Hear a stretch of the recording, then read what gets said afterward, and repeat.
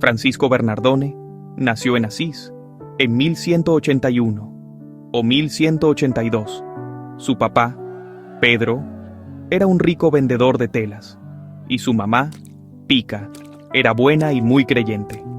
Francisco creció con mucho dinero, y le gustaba ir con los jóvenes a fiestas y cantar. Él soñaba con ser un caballero famoso, buscando honor y aventuras. Su papá quería que trabajara en el negocio de la familia, pero a Francisco eso le parecía aburrido. Prefería las historias de caballeros y héroes, y quería ser honorable y valiente como ellos. Aunque tenía un buen corazón, su vida se trataba solo de él y lo que él quería.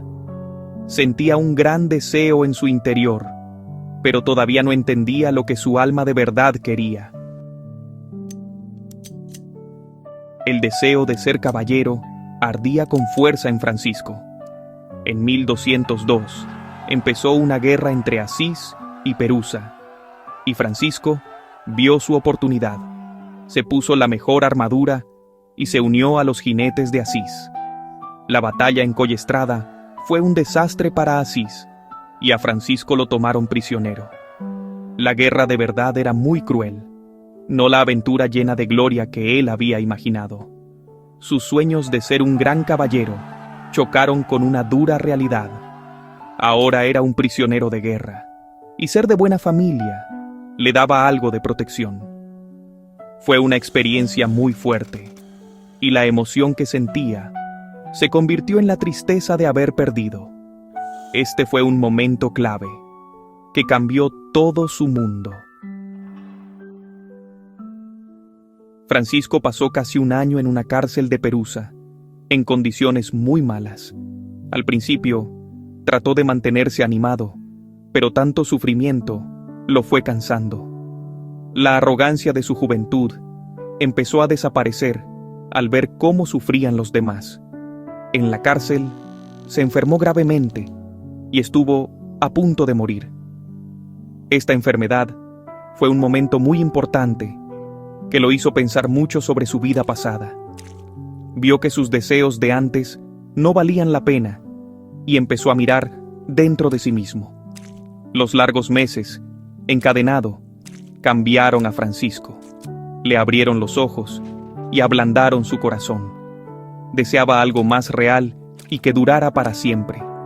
Las cadenas de fierro eran como las cadenas espirituales que lo habían atado. Ya casi salía de la cárcel, pero no iba a volver a Asís, siendo el mismo de antes. Las semillitas de un gran cambio se sembraron en ese lugar oscuro. Pedro Bernardone se enojó muchísimo cuando supo lo que Francisco había hecho.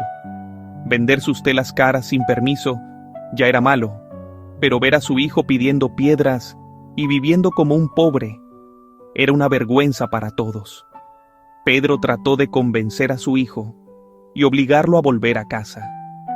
Pero Francisco estaba decidido. El pleito entre padre e hijo se hizo público, y Pedro llevó a Francisco ante el obispo de Asís. Pedro exigió que Francisco devolviera el dinero de las telas y que renunciara a su herencia. En un gesto muy fuerte, Francisco se quitó toda la ropa, la puso a los pies de su padre y dijo: «Desde ahora puedo decir con toda verdad: Padre nuestro que estás en el cielo». Al obispo le conmovió la sinceridad de Francisco y lo cubrió con su propia capa. Francisco había elegido la pobreza total, renunciando a la riqueza y al lugar importante de su familia. Esta renuncia pública lo marcó como un hombre entregado por completo a Dios. Su cambio ahora era completo y todos podían verlo. Después de renunciar a todo en público, Francisco vivió una vida de pobreza extrema. Pedía comida, usaba una túnica sencilla y seguía reparando iglesias viejitas. También se dedicó a cuidar a los leprosos, mostrándoles amor y cariño. Su alegría y su santidad de verdad empezaron a traer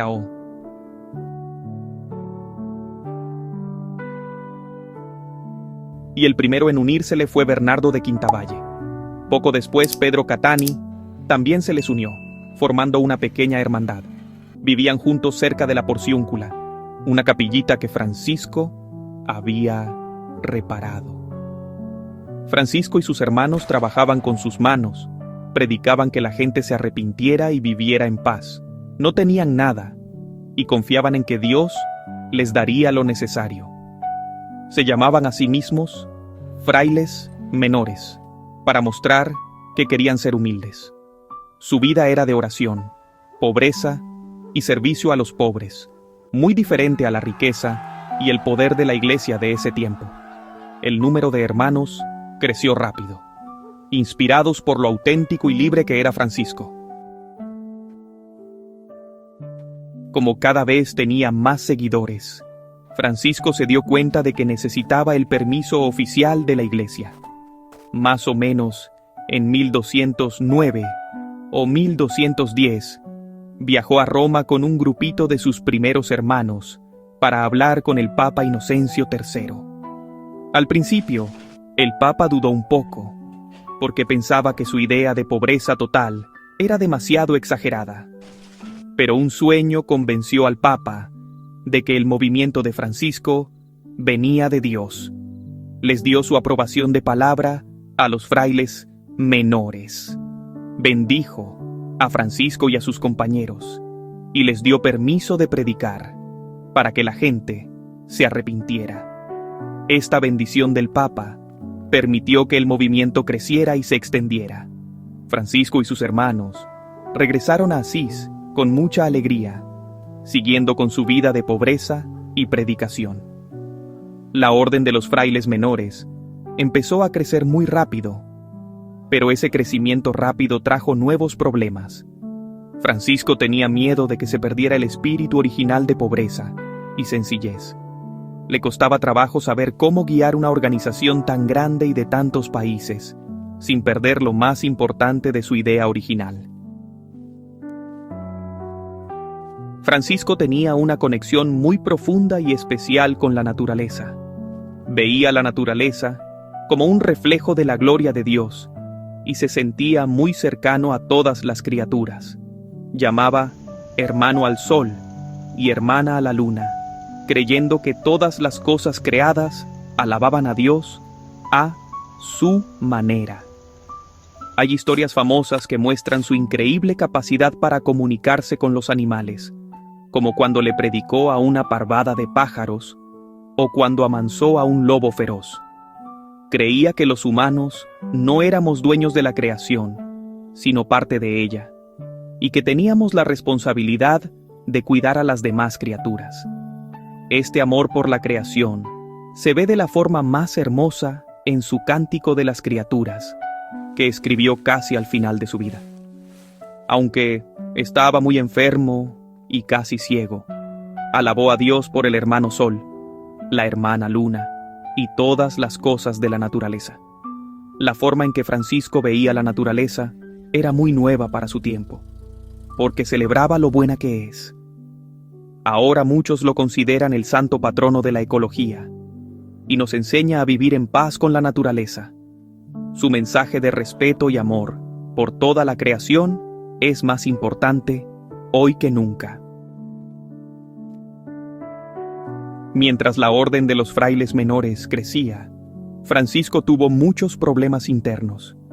Veía que su idea original de pobreza total se estaba perdiendo y sentía una gran tristeza por estos cambios.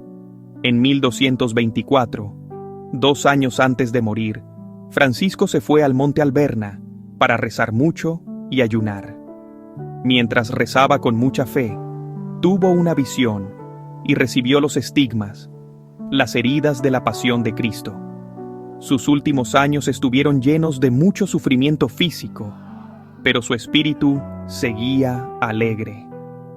Escribió el Cántico de las Criaturas en este tiempo, aceptando su sufrimiento como una forma de compartir la pasión de Cristo.